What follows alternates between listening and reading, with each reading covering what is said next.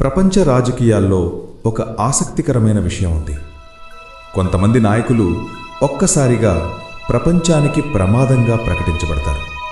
కొన్ని సంవత్సరాల్లోనే వారు అధికారాన్ని కోల్పోతారు లేక మరణిస్తారు.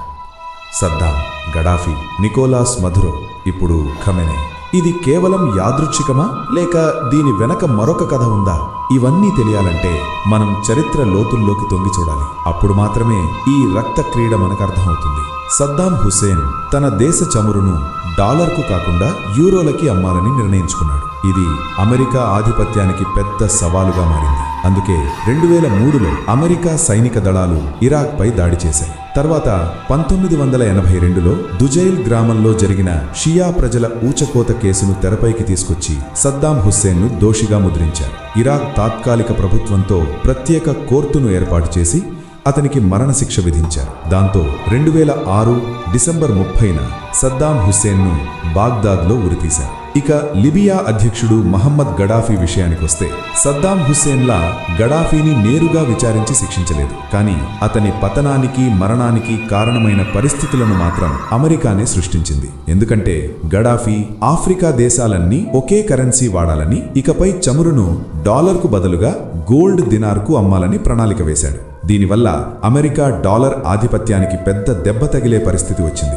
లిబియాలో ఉన్న అపారమైన చమురు సంపదను కంట్రోల్ చేయాలంటే గడాఫీని తొలగించడం ఒక్కటే మార్గమని అమెరికా నిర్ణయించుకుంది. 2011లో ట్యునీషియా, ఈజిప్ట్ దేశాల్లో వచ్చిన విప్లవాల ప్రభావంతో లిబియాలో కూడా తిరుగుబాట్లు ప్రారంభమయ్యాయి. అదే అవకాశంగా తీసుకొని అమెరికా, నాటో దేశాలు తిరుగుబాటు దాడులకు మద్దతుగా లిబియా సైనిక స్థావరాలపై వైమానిక దాడులు చేశాయి. ఆ దాడుల నుంచి తప్పించుకోవడానికి గడాఫీ ఒక మురుగు కాలువలో తలదాచుకున్నాడు. కానీ తిరుగుబాటుదారులు అతన్ని గుర్తించి తీవ్రంగా హింసించి 2011 అక్టోబర్ 20న కాల్చి చంపేశారు. గడాఫీ మరణ వార్త విన్న అప్పటి అమెరికా విదేశాంగ మంత్రి హిల్లరీ క్లింటన్ ఇలా అన్నారు: "We came, we saw, he died."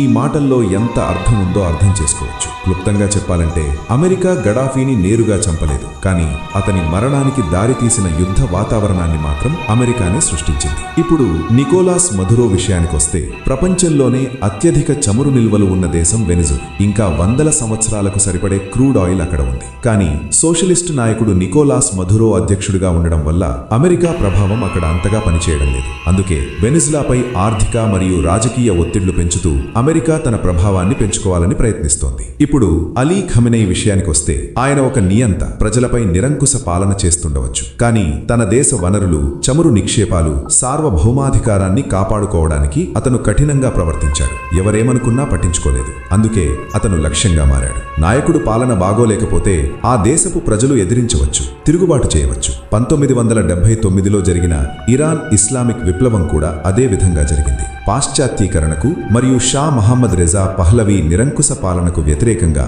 ప్రజలు తిరుగుబాటు చేసి షా ప్రభుత్వాన్ని కూలదూసి 1979 ఏప్రిల్లో ఇస్లామిక్ రిపబ్లిక్ను ఏర్పాటు చేశారు. అదేవిధంగా ప్రజలకు ఖమెనీ పాలన నచ్చకపోతే వారు కూడా తిరుగుబాటు చేసి ప్రభుత్వాన్ని కూలదూసి మరో పాలనను స్థాపించేవారు. కానీ ఒక దేశం మరొక దేశంపై దాడి చేయడం ఎంతవరకు సరైనది అనేది మీరు చెప్పాలి. ఎవరేమి చెప్పినా అసలు వాస్తవం ఏమిటంటే చాలా సందర్భాల్లో ప్రపంచ దేశాలు అమెరికా మాట వినాల్సిన పరిస్థితి వస్తుంది. ఒకవేళ ఇరాన్ దగ్గర అణువాయుధాలు ఉండి ఉంటే అమెరికా లేదా ఇజ్రాయెల్ దాడి చేసేవారా? ఇప్పుడు ఇరాన్పై దాడులు చేస్తున్న అమెరికా, ఇజ్రాయెల్ దగ్గర అణువాయుధాలు లేవా?